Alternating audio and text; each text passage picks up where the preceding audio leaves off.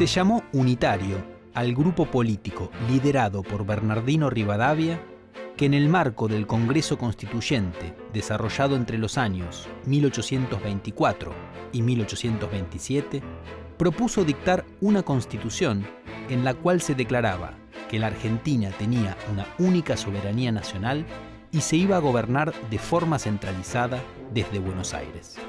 Los unitarios continuaron una tendencia existente en la década anterior. Todos los gobiernos revolucionarios, desde 1810, la Junta, los dos triunviratos y el Directorio, fueron centralistas. Consideraban que la soberanía era una e indivisible y proponían la organización de un Estado central con sede en Buenos Aires.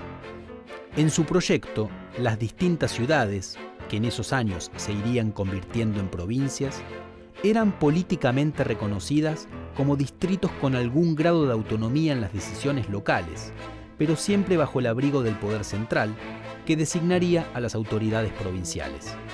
Sus planteos eran similares entonces a los que más tarde hicieron los unitarios, aunque en la década de 1810 no usaban ese nombre.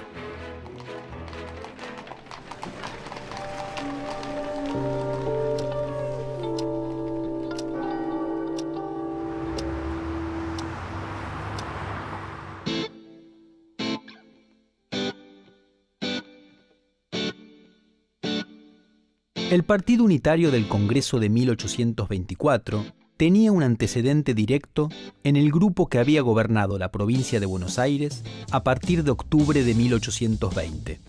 Mientras Martín Rodríguez fue el gobernador, sus ministros de Hacienda, Manuel García, y de Gobierno, Bernardino Rivadavia, se transformaron en las figuras descollantes.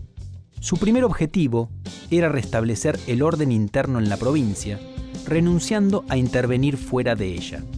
Esta estrategia fue apoyada por los sectores económicamente dominantes, quienes interpretaron que de este modo los recursos aduaneros ya no serían compartidos con otras provincias, sino que directamente serían invertidos en mejoras para Buenos Aires.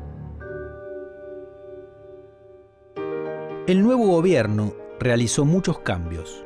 Sancionó una ley electoral que otorgaba el voto a todo hombre libre mayor de 21 años, eliminó los cabildos de Buenos Aires y Luján por considerarlos resabios del orden colonial, reforzó el poder de la legislatura, que elegía al gobernador, afirmó la libertad de prensa, fundó la Universidad de Buenos Aires, achicó el ejército y reformó a la iglesia, suprimiendo órdenes religiosas y traspasando sus bienes a manos del nuevo Estado provincial.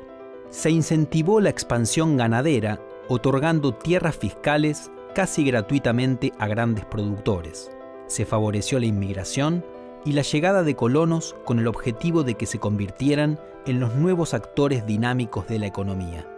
El gobierno ingresó también al mercado mundial de capitales y tomó un préstamo de la Baring Brothers, que originalmente fue contraído para construir un puerto en la zona de Ensenada.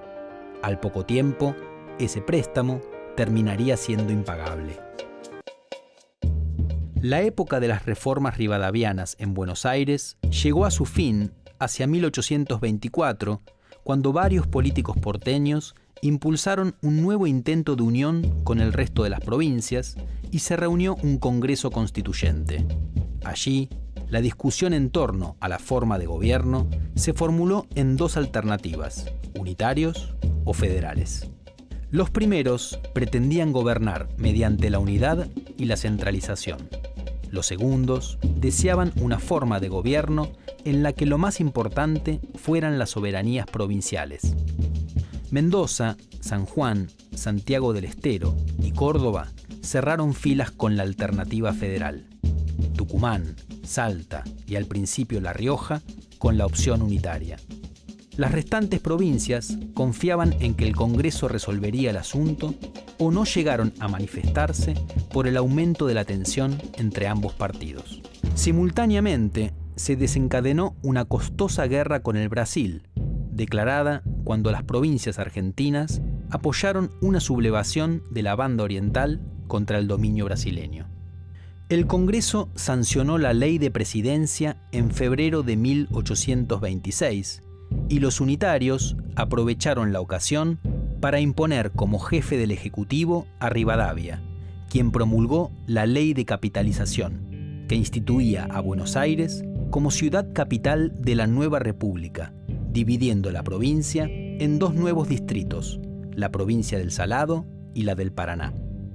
La ley generaba simpatías en algunos representantes del interior porque abría la posibilidad de compartir las rentas aduaneras del puerto bonaerense, pero esto no era suficiente para contrarrestar el descontento de varios grupos de Buenos Aires, entre ellos los sectores económicos dominantes, a quienes la ley privaba de la exclusividad de los ingresos aduaneros.